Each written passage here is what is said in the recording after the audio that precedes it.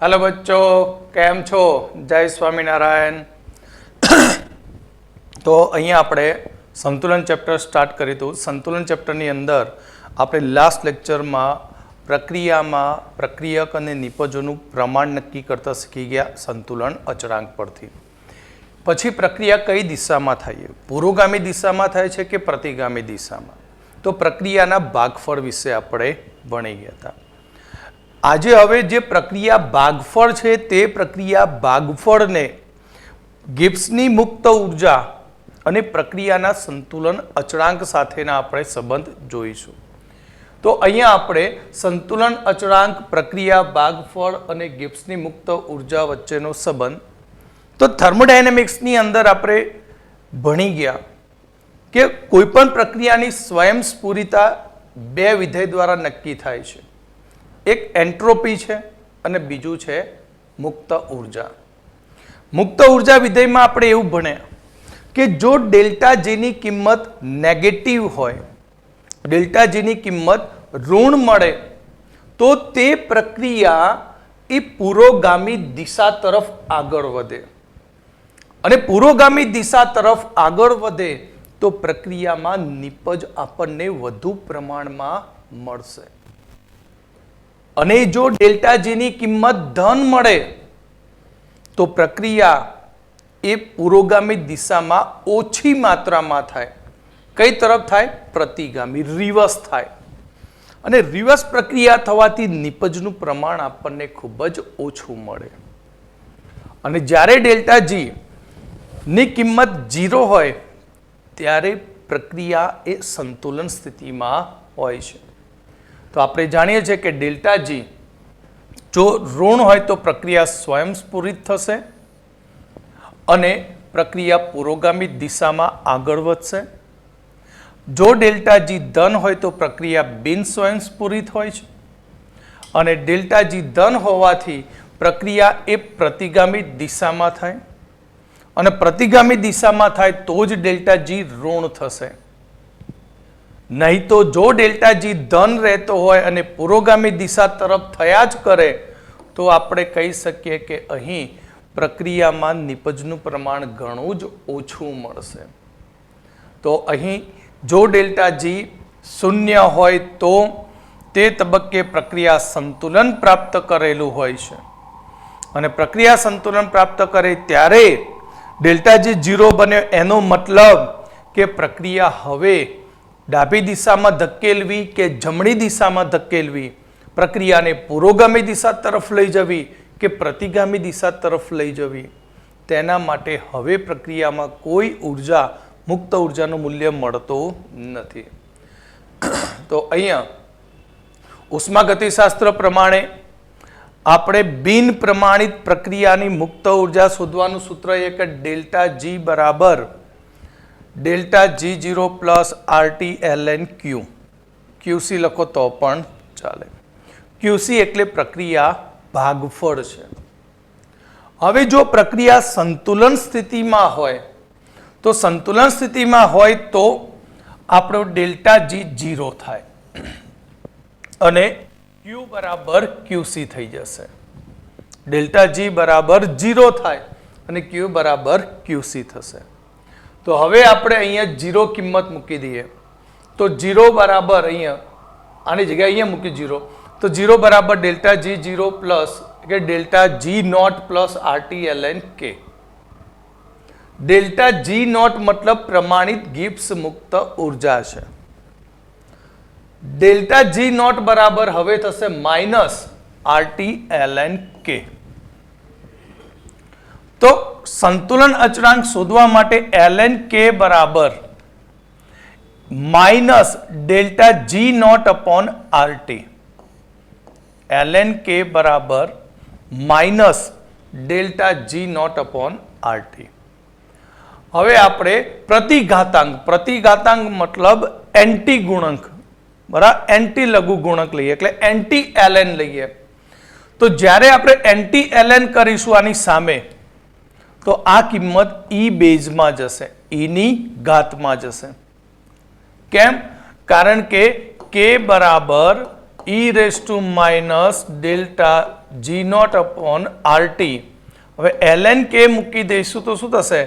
Minus delta G naught upon RT ln e બની જશે.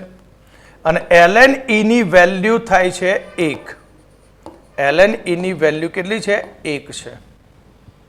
માટે હવે આનો પ્રતિઘાતાંક લઈએ તો યાદ રાખજો એમસીક્યુ માટે ખાસ અગત્યનું સૂત્ર કે k બરાબર e raise to minus delta G naught upon RT. હવે આ સૂત્રમાં આપણે delta G naught less than 0 લઈએ.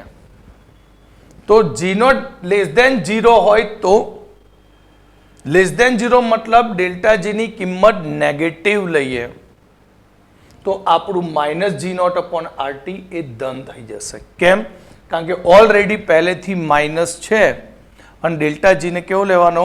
માઇનસ. તો માઇનસ ઇન્ટુ માઇનસ પ્લસ થઈ જશે. એટલે minus delta G naught upon RT ધન. અને e raise to minus delta G naught upon RT greater than 1 થઈ જશે. અને e raise to minus G naught upon RT ને કહેવાય કે. માટે જો delta G naught less than 0 હોય તો minus delta G naught upon RT positive થાય અને ત્યારે કે ની કિંમત 1 કરતા વધુ મળે છે. એટલે કે જો આપણે ડેલ્ટા જી નેગેટિવ લઈશું તો પ્રક્રિયા સ્વયંસ્ફુરિત થશે અને તે પ્રક્રિયા પુરોગામી દિશામાં આગળ વધશે અને નિપજ આપણને વધુ પ્રમાણમાં મળશે.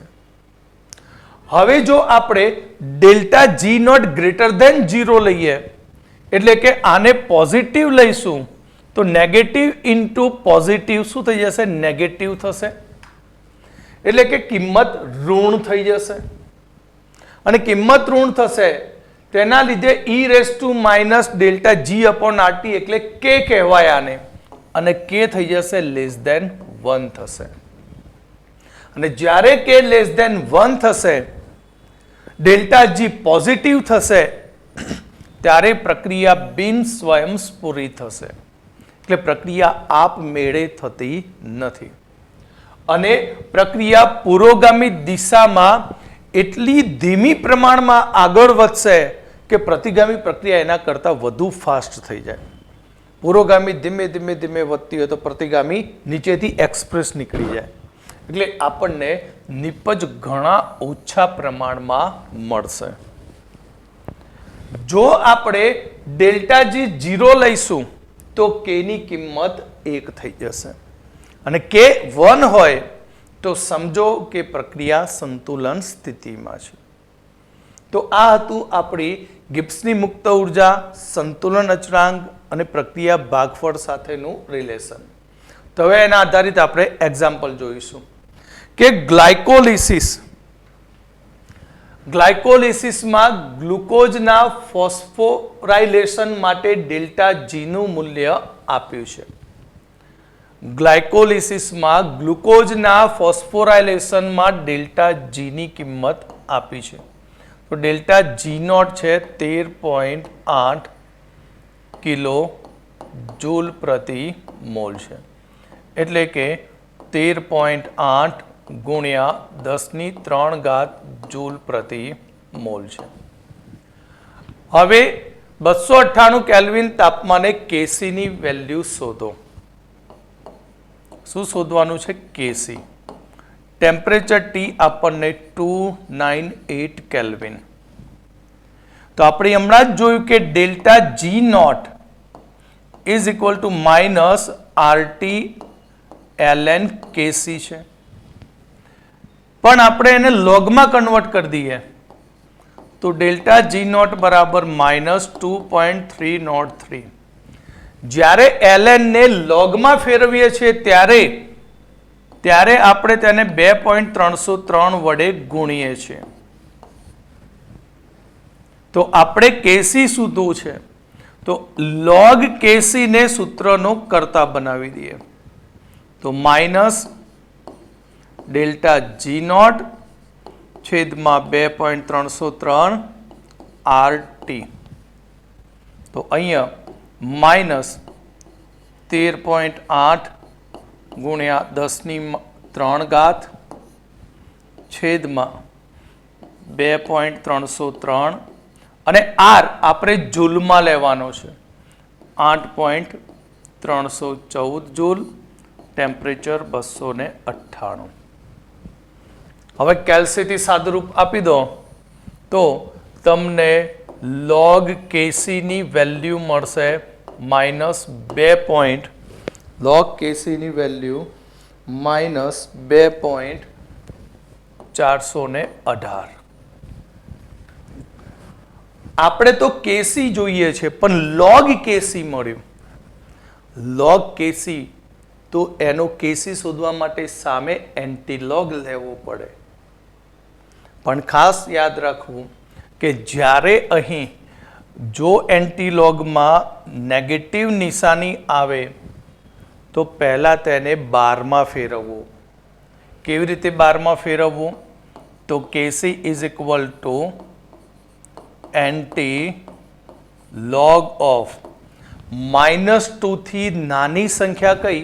તો -3. એક અંક વધુ નાનો લેવાનો. એક અંક વધુ નાનો લીધો છે આપણે, 2 કરતા વધુ નાનો લીધો એક અંક, પ્લસ એન્ટી લોગ ઓફ. હવે તમારે આ જે પાછળની કિંમત છે તે પાછળની કિંમતને તમારે જે એક વધારાનો આપણે નાનો અંક બનાવ્યો તેમાંથી બાદ કરવાની. 0.418. તો આની બાદ બાકી કરીએ તો 2850, તો 0.582. ક્યારે નેગેટિવ કિંમતનો એન્ટીલોગ ડાયરેક્ટ જોવાનું નહીં. દશાંશ ચિહ્ન પહેલાની જે સંખ્યા હોય એન્ટીલોગમાં તે સંખ્યામાં તેના કરતાં એક વધુ નાનો અંક લેવાનો. -2 હોય તો -3, -3 હોય તો -4, -5 હોય તો -6 લેવાનું. અહીંયા -2 છે માટે આપણે આને 3 બાર બનાવી દીધો. હવે 3 બાર બનાવ્યા પછી પાછળની કિંમત જે છે એને એકમાંથી બાદ કરો. એકમાંથી બાદ કર્યા પછી આ જે 3 બાર મળ્યું તેને લખો 10⁻³ અને તમારે એન્ટીલોગ આનું જોવાનું. એન્ટીલોગમાં તમે અહીંયા જોશો તો અહીંયા હશે 1 2 3 4 5 અપ ટુ આ રીતે હશે 0. તો અહીંયા તમારે 0. શું આપીએ? 58. તો 0.58 નું 2 માં જોવાનો એન્ટીલોગ. તો 0.58 નો 2 માં એન્ટીલોગ જોશો તો ત્યાં તમને 3819 મળશે.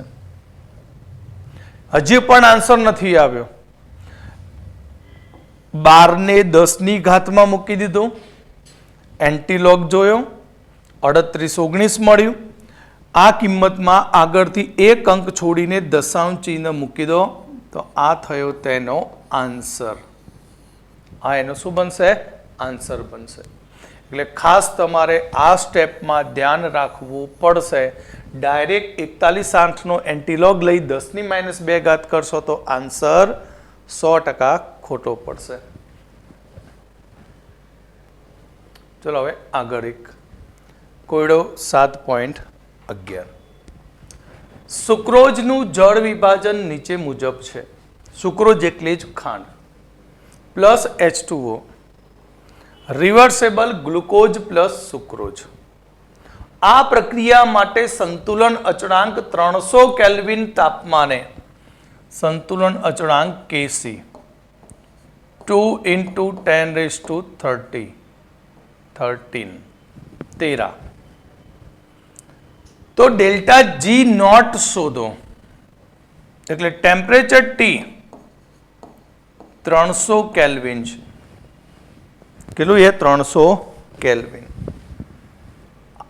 આર ની કિંમત 8.314 જૂલ કેલ્વિન મોલ, જૂલ પ્રતિ કેલ્વિન મોલ. તો આપણા જોડે સૂત્ર છે direct G naught is equal to direct log વાળું જ વાપરીશું 2.303 RT log KC, तो -2.303 R 8.314 ગુણ્યા T 300 log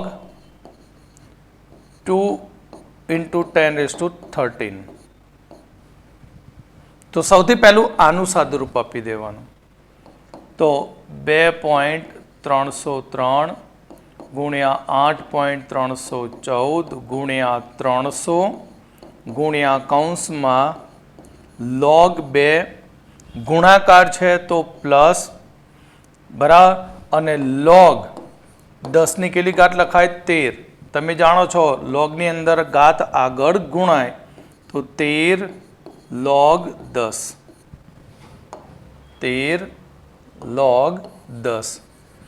હવે તમને પ્રોબ્લેમ એ થાય કે લોગ ટેબલની અંદર આ કિંમતો કેવી રીતે શોધવી.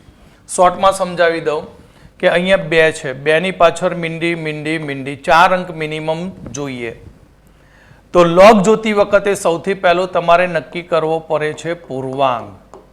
શું નક્કી કરવો પડે? પૂર્વાંક. પૂર્વાંક કેવી રીતે નક્કી થાય? દશાંશ ચિહ્ન પહેલા કેટલા અંક આપેલા છે? 1 જ. તો દશાંશ ચિહ્ન પહેલા જેટલા અંક આપ્યા હોય તેમાંથી 1 બાદ કરો. તો તેમાંથી 1 બાદ કરીએ તો 0. 2 માંથી બાદ નહીં, 2 એક અંક છે, મૂકી ગયું. હવે તમારે લોગ જોવાનું. લોગની અંદર તમારે 10 થી શરૂ થશે, 10, 20, 30, 40 એ રીતે સંખ્યા 0, 1, 2, 3, 4, 5 અપ ટુ, અને પાછળ મેન ડિફરન્સ હશે. આપણે 3 અંક સુધી જ રાખીશું મોટા ભાગે. તો હવે તમારે લોગ જોવાનું થશે તો શું કરવાનું? દશાંશ ચિહ્ન ભૂલી દો. તો પહેલા કેટલા લેવાના? 20. કેમ? કારણ કે લોગ 10 થી શરૂ થાય. 20નું 0માં જોવાનું. તો 20નું 0માં જુઓ તો અહીંયા 30, 10 કિંમત હશે. એટલે હવે તમે આની લોગની વાત કરો તો 2.303 8.314 ગુણ્યા 300 ગુણ્યા લોગ 2નો પૂર્વાંક કેટલો? તો 2નો પૂર્વાંક 0. 2 એટલે કેટલો થાય? 2 એટલે આપણે ગણવાનું 20, તો 30, 10, તો 30, 10 પ્લસ 13. હવે 10.00 10માં કેટલા અંક આવ્યા? 2. તો એનો પૂર્વાંક કેટલો થશે? તો એનો પૂર્વાંક થશે 1. સમજણ પડી? કુલ અંક 2 છે, તો કૌંસમાં 1, અને 10નું 0માં જુઓ તો 0, 0, 0, તો આ 0, 0, 0. ઓકે. તો હવે આપણે ડેલ્ટા G નોટ, તો ડેલ્ટા G નોટ બરાબર 2.303 ઇન્ટુ 8314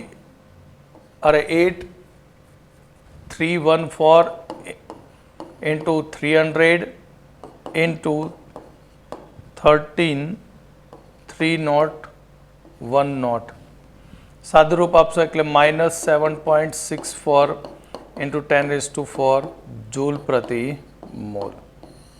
ઓકે. તો આ રીતે આપણે એક્ઝામ્પલ ગણી શકીએ. હવે આપણે સ્વાધ્યાયની અંદર 7.24 298 કેલ્વિન તાપમાને NO અને O2 માંથી NO2ના સર્જન માટેની મુક્ત ઉર્જા અને સંતુલન અચળાંક ગણો. રિએક્શન આપ્યું છે આપણને NO gas plus 1/2 O2 gas reversible NO gas એટલું આવશે કારણ કે આપણે 1/2 લીધો છે, તો NO2 ગેસ. તો આ પ્રક્રિયાની સૌથી પહેલા મુક્ત ઉર્જા શોધો. પ્રક્રિયાની અંદર આપણે ડેટા જોઈએ તો આપણને ગિબ્સ મુક્ત ઉર્જા NO2 ની આપી છે, બીજી આપી છે ગિબ્સ મુક્ત ઉર્જા NO ની અને O2 ની. તો થર્મોડાયનેમિક્સ પ્રમાણે ડેલ્ટા F G નોટ બરાબર sigma delta F G naught નિપજો ની કુલ મુક્ત ઉર્જાનો સરવાળો minus sigma delta G naught પ્રક્રિયકો ની મુક્ત ઉર્જાનો સરવાળો. નિપજમાં માત્ર NO2 જ છે બેટા, તો આપણે લખી દઈએ કે ડેલ્ટા FG0NO2. પ્રક્રિયકોમાં આપણા જોડે બે આઇટમ છે, તો ડેલ્ટા FG0NO પ્લસ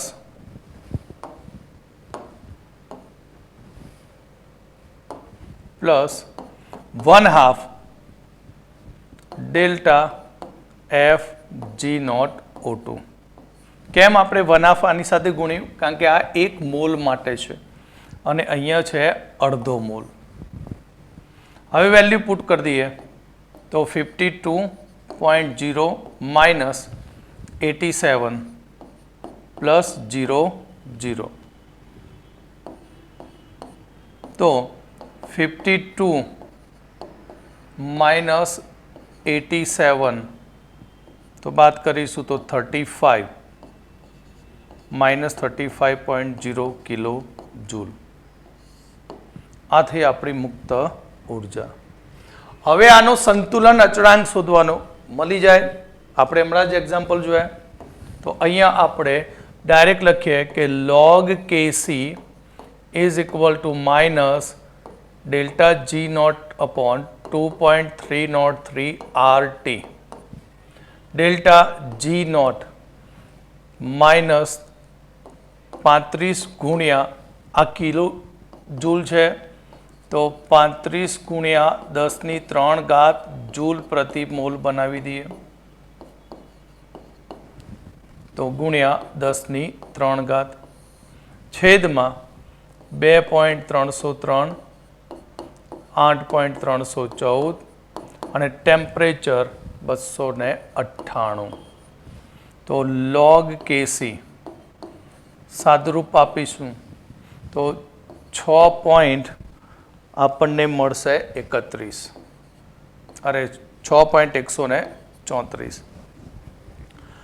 હવે આગળના એક્ઝામ્પલમાં આપણે જોયું હતું કે તેની આગળ નિશાની માઇનસ હતી, આમાં શું છે પ્લસ છે. પ્લસ હોય તો કોઈ ટેન્શન નહીં લેવાનું, સીધું Kc is equal two NT log of 6.134. તો દશાંશ ચિહ્ન પહેલાની સંખ્યા જે છે એને 10⁻6 અને તમારે એન્ટીલોગમાં જઈને 13/4 રીડિંગ લેવાનું. એન્ટીલોગમાં જઈને 13/4 જોવાનું, કારણ કે દશાંશ ચિહ્ન પહેલા આગળની સંખ્યા પોઝિટિવ છે, માટે તે સંખ્યા સીધી 10⁻² જશે અને 13/4 એન્ટીલોગ જોશો તો ત્યાં તમને આન્સર મળશે 1.36, એટલે કે 13/6 મળશે. 13/6 હશે, પણ આપણે શીખવાડ્યું તે પ્રમાણે આગળથી એક અંક છોડીને દશાંશ ચિહ્ન મૂકી દેવાનું. ઓકે, તો આ રીતે આપણે ગિબ્સની મુક્ત ઉર્જાના એક્ઝામ્પલ થર્મોડાયનેમિક્સ પ્રમાણે પણ ગણી શકીએ અને રાસાયણિક સંતુલન પ્રમાણે પણ ગણી શકીએ. ચલો આગળ 10.27. નીચેની પ્રક્રિયા માટે 1024 કેલ્વિન તાપમાને સંતુલન અચળાંક 1.6 × 10⁵ છે. H2 ગેસ અને Br2 ગેસ વચ્ચે પ્રક્રિયા થવાથી 2HBr ગેસ મળે. 1024 કેલ્વિન તાપમાને જો સીલ કરેલા પાત્રમાં 10 બાર દબાણે HBr ને દાખલ કરવામાં આવે તો બધા જ વાયુના સંતુલન દબાણ ગણો. અહીંયા આપણી પ્રક્રિયા આ રીતે આપી છે કે H2 gas plus Br2 gas reversible 2HBr gas. આ પ્રક્રિયા એક સીલ કરેલા પાત્રમાં કરીએ છીએ, જેમાં આપણે HBr નું 10 બાર પ્રેશર લઈએ છીએ. HBr નું કેટલું? 10 બાર પ્રેશર. એનો મતલબ કે આ પ્રક્રિયા જે છે તે પ્રક્રિયા એ રિવર્સ ડાયરેક્શનમાં થાય, એટલે કે HBr માંથી H2 અને Br2 બને છે. સમય જતા H2 Br2 ફરી પાછું HBr માં અને તેમની વચ્ચે સંતુલન સ્થપાશે અને એ સંતુલન સ્થપાશે ત્યારે અહીંયા દરેક ઘટકનું કેટલું આંશિક દબાણ હશે તે આપણે શોધવાનું. तो समझो पहला समझावी दो तमने कि आनी स्टोकियोमेट्री के लिए 1 BR2 पण 1 છે અને HBR કેટલા એ 2 છે બરાબર ધારો કે સમજવા માટે લખું છું કે શરૂઆતની સાંદ્રતા અરે શરૂઆતનું આંશિક દબાણ આદ ધારો કે આનું શરૂઆતનું આંશિક દબાણ છે મારા જોડે P કેટલું એ P પ્રેશર છે તો આ બંનેના પ્રેશર શરૂઆતમાં કેટલા હશે 0 0 હશે સંતુલને આંશિક દબાણ કેટલું થશે તો તમે સ્ટોકિયોમેટ્રી જુઓ તો સ્ટોકિયોમેટ્રી પ્રમાણે અહીં HBR 2 વપરાય છે ત્યારે BR2 1 બને H2 પણ 1 બને એટલે કે સંતુલન તપાસે ત્યારે પ્રક્રિયાની અંદર P આંશિક દબાણમાંથી 2x 2y જેટલો ઘટાડો થશે તો અહીંયા કેટલો ઘટાડો થશે વધારો y જેટલો અહીંયા પણ y જેટલો કેમ સ્ટોકિયોમેટ્રી જો આ 2 વપરાતા હોય તો આ 1 બને આ પણ 1 બને તો શરૂઆતમાં આપણા જોડે P આંશિક દબાણ હતું તો P આંશિક દબાણમાંથી 2y જેટલું દબાણ વપરાઈ ગયું તો સામે H2BR2 તત્વયોગમિતિ પ્રમાણે 1 1 y જેટલો બનશે તો અહીંયા તો આપણને દાખલ કરવા માટે કેટલું પ્રેશર આપ્યું HBR નું તો HBR નું આંશિક દબાણ આપણને આપ્યું છે 10 બાર આપી દીધું છે કેટલા બાર આપી દીધું 10 બાર તો હવે અહીંયા હું P ની જગ્યાએ 10 બાર લખી દઉં તો સંતુલને આંશિક દબાણ કેટલું થશે તો અહીંયા આપણે લખીએ કે 10 - 2x લખી દઉં સપોઝ તો આ x આ બી x આ સમજવા માટે y લીધો તો આપણે ઓરિજિનલ xx ઇક્વેશન બની ગયું સંતુલનનું આપણને kc પણ આપી દીધો છે kp તો kp ઇઝ ઇક્વલ ટુ આપણે લખીએ કે P HBR નું આંશિક દબાણનો વર્ગ છેદમાં P H2 નું આંશિક દબાણ ઇન્ટુ P BR2 નું આંશિક દબાણ વેલ્યુ મૂકી દઈએ તો 1.6 ગુણ્યા 10⁵ ઇઝ ઇક્વલ ટુ 10 - 2x નો સ્ક્વેર છેદમાં x ઇન્ટુ x સ્ક્વેર થઈ જશે શું થઈ જશે x સ્ક્વેર જો આનો આખો વર્ગ છે 10 - 2x નો વર્ગ છેદમાં x નો વર્ગ તો બંનેમાંથી વર્ગ દૂર કરું તો સામે શું લેવું પડે વર્ગમૂળ લેવા જઈએ તો આની ઘાત કેટલી છે 10⁵ અહીંયા 1.6 છે તો એને શું કરી દઉં 16 બનાવી દઉં એટલે દશાંશ ચિહ્ન હું આ બાજુ ખસેડી દઉં જમણી બાજુમાં તો 16 ગુણ્યા 10⁴ બરાબર 10 - 2x નો સ્ક્વેર છેદમાં x સ્ક્વેર તો હવે આપણે વર્ગમૂળ લઈ લઈએ સામે તો થઈ જશે 4 ગુણ્યા 10⁻² શું લીધું એ વર્ગમૂળ ચલો લખીએ આપણે વર્ગમૂળ લેતા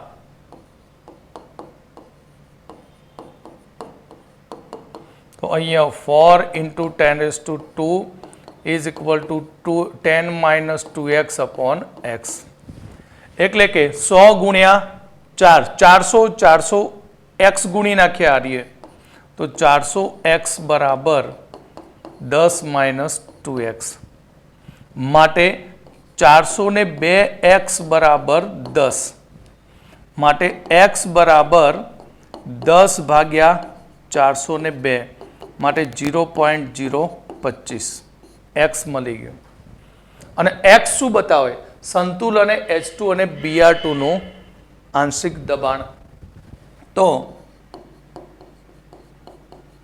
સંતુલને આંશિક દબાણ H2 બરાબર બંનેની સંખ્યા સરખી અને PBR2 ઇઝ ઇક્વલ ટુ 0.025 બાર તો સંતુલને આનું કેટલું પ્રેશર થાય તો P HBR is equal to 10 - 2x x ની કિંમત 0.025 માટે બાદ બાકી કરશો તો 9.95 બાર ઓકે તો આ થયું આંશિક દબાણ બરાબર બધા જ દાખલા જુઓ તો એક જ પેટર્ન ઉપર જાય છે રાસાયણિક સંતુલનના ખાલી પ્રેક્ટિસ કરવાની તો આવા બીજા 25-30 એક્સ્ટ્રા કોઈ પ્રકાશકમાંથી લઈને પ્રેક્ટિસ કરશો તો તમને રાસાયણિક સંતુલનના બધા એક્ઝામ્પલ આવડી જશે. બાકી થિયરીમાં કશું જ નથી. એમાંથી નીટની અંદર પૂછવાની શક્યતા ખૂબ જ ઓછી હોય. જ્યારે JEE મેઇન એડવાન્સની એક્ઝામમાં આ પ્રકારના જ એક્ઝામ્પલ પૂછાય. થિયરી આધારિત કશું જ હોતું નથી. ધ્યાન રાખજો. તો ચલો હવે આગળ બીજો એક્ઝામ્પલ. સ્વાધ્યાયની અંદર 7.33 25°C તાપમાને O2 3O2 gas reversible two O3 gas પ્રક્રિયા માટે કેસીની કિંમત 2 × 10⁻⁻50. જો હવામાં O2ની સાંદ્રતા O2ની સંતુલન સાંદ્રતા શબ્દ વાપરી દીધું, સંતુલન સાંદ્રતા 1.6 × 10⁻². તો 25°C તાપમાન હોય તો O3ની સાંદ્રતા કેટલી હશે?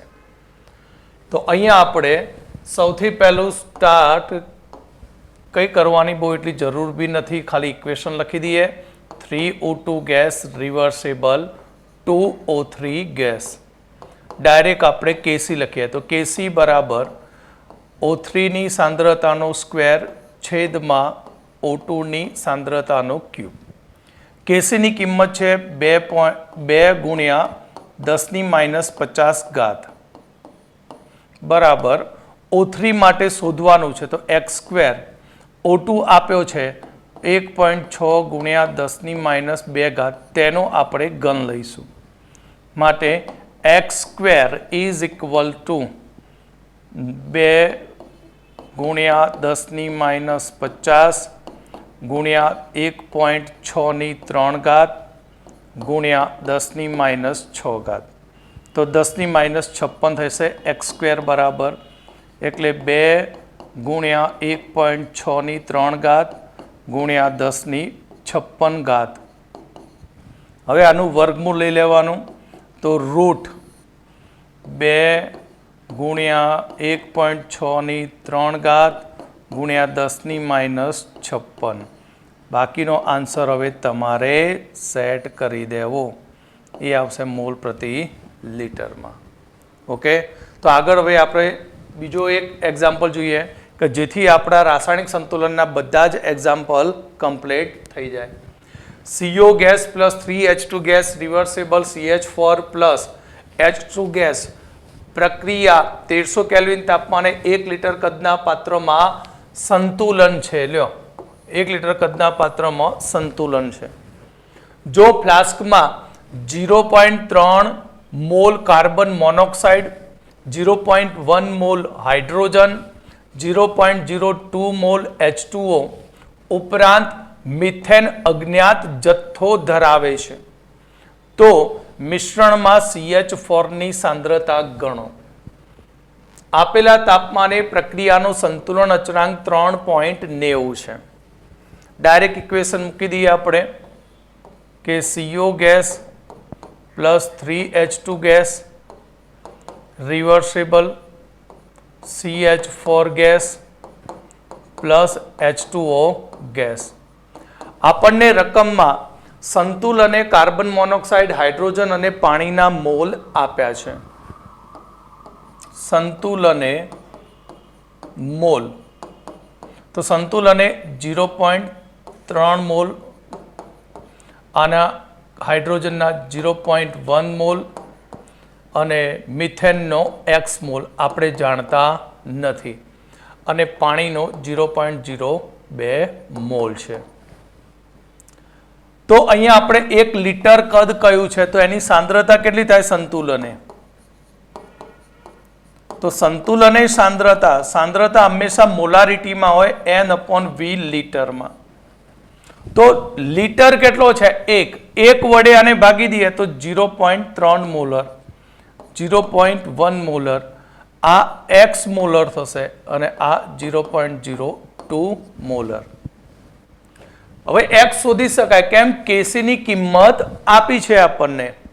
તો KC is equal to CH4 into H2O છેદમાં કાર્બન મોનોક્સાઇડ ઇન્ટુ H2 નો ક્યુબ. તો 3.90 બરાબર CH4 એટલે x ઇન્ટુ 0.02 છેદમાં કેટલો છે 0.3 ગુણ્યા 0.1નો ક્યુબ.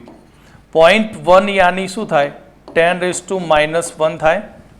તો આની 10⁻⁻1ની જગ્યાએ આપણે લખી દઈએ તો શું થશે 0.02x is equal two 3.90 into 0.3 into 10⁻³ માટે x ઇઝ ઇક્વલ ટુ 3.90 ગુણ્યા 0.3 ગુણ્યા 10⁻³ છેદમાં આની જગ્યાએ આ રીતે લખી દઉં 10⁻². 10⁻² અપ સાદુરૂપ આપી દો એટલે x મળશે જે આપણા CH4 મિથેનની શું થશે કોન્સન્ટ્રેશન. ઓકે, તો ઓલમોસ્ટ રાસાયણિક સંતુલનના બધા જ એક્ઝામ્પલ સ્વાધ્યાયના પૂરા થઈ ગયા. એક્સરસાઇઝ બધી પૂરી, ચેપ્ટર નથી ફિનિશ થયું, ફક્ત એક પાર્ટ હતો રાસાયણિક સંતુલન, તેના આપણે બધા જ એક્ઝામ્પલ ચાહે કોયડા હતા કે એક્સરસાઇઝ બધું કમ્પ્લીટ કર્યું. હવે થોડુંક 2 ટોપિક બાકી રહી જાય છે. રાસાયણિક પ્રક્રિયાના સંતુલન અચળાંક ઉપર અસર કરતા પરિબળો. તે પરિબળ હવે લ સેટેલરના નિયમ આધારિત હશે, જે આપણે હવે નેક્સ્ટ લેક્ચરમાં જોઈશું.